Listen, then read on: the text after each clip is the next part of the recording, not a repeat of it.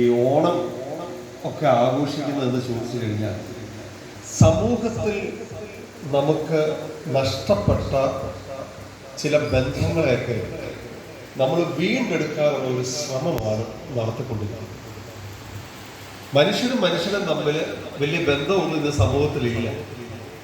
അതുകൊണ്ട് എവിടെയെങ്കിലുമൊക്കെ നമുക്കിതൊന്ന് വീണ്ടെടുക്കണം. ഈ ഇടവകയിലെ യുവജന പ്രസ്ഥാനം ഇന്ന് നടത്തുന്നതാണ്.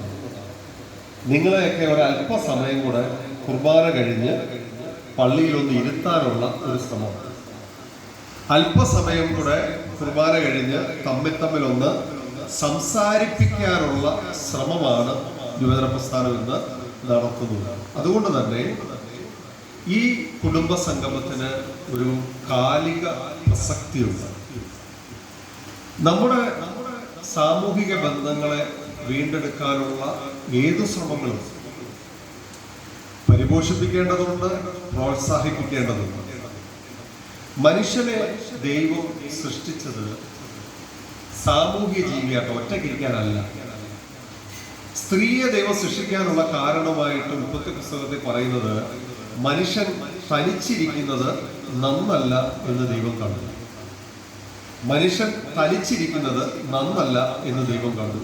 അതുകൊണ്ട് സ്ത്രീയെ സൃഷ്ടിച്ചതാണ്.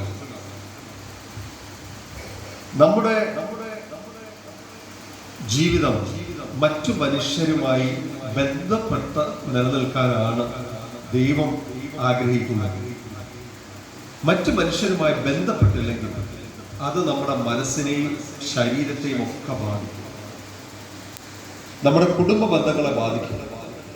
ചെറുപ്പകാലത്ത് ഞാൻ കുഞ്ഞായിരിക്കുന്ന ഒരു കാലഘട്ടത്തിൽ എൻ്റെ അപ്പച്ചനെയും അമ്മച്ചിയും കാണാൻ വേണ്ടി അവരുടെ പ്രായത്തിലുള്ള ഒരുപാട് അപ്പച്ചന്മാരും അമ്മച്ചിമാരും രാവിലെ ഞങ്ങളുടെ വീട്ടിലുണ്ടായിരുന്നു.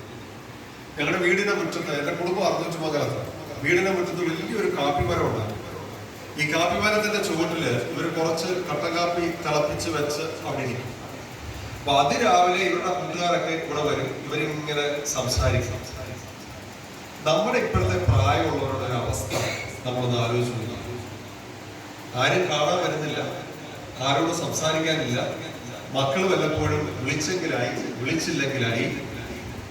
അതുപോലെ തന്നെ നമ്മുടെ പള്ളിയിലോട്ടുള്ള യാത്ര, ഒരു കാലത്ത് നമ്മളെല്ലാവരും ഒന്നിച്ച് പള്ളിയിലോട്ട് നടന്നു പോകുന്ന ഒരു രീതിയാണ്. ഇപ്പൊ കാലം മാറി, നമുക്കെല്ലാം വാഹനങ്ങളായി. നമ്മുടെ വാഹനങ്ങളിൽ കയറുന്നു, പള്ളി വരുന്നു. പള്ളി കഴിഞ്ഞാൽ എത്രയും പെട്ടെന്ന് നമ്മൾ നമ്മുടെ വണ്ടിയിൽ കയറുന്നു, നമ്മൾ തിരിച്ചു പോകുന്നു. നമ്മൾ പരസ്പരം ആരോടും സംസാരിക്കുന്നില്ല. അതുകൊണ്ട് തന്നെ നമ്മുടെ സമൂഹത്തിലെ രോഗം വളരെ വേഗം വളർന്നു പിടിക്കുക. ഫിലിസ്തീൻമാമയ്ക്കൊക്കെ അറിയാം എന്തുമാത്രം രോഗികൾ ഒരു ദിവസം നമ്മുടെ സമൂഹത്തിൽ സൃഷ്ടിക്കപ്പെടുന്നുണ്ട് എന്നുള്ള ഒരു കാര്യം.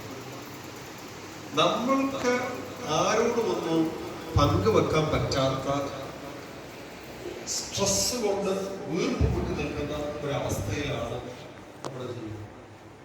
ഈ ആയുസ് കൂടുതലുള്ള സമൂഹങ്ങളെ കുറിച്ചുള്ള പഠനങ്ങളിൽ എല്ലായിടത്തും പറയുന്നത് തമ്മിൽ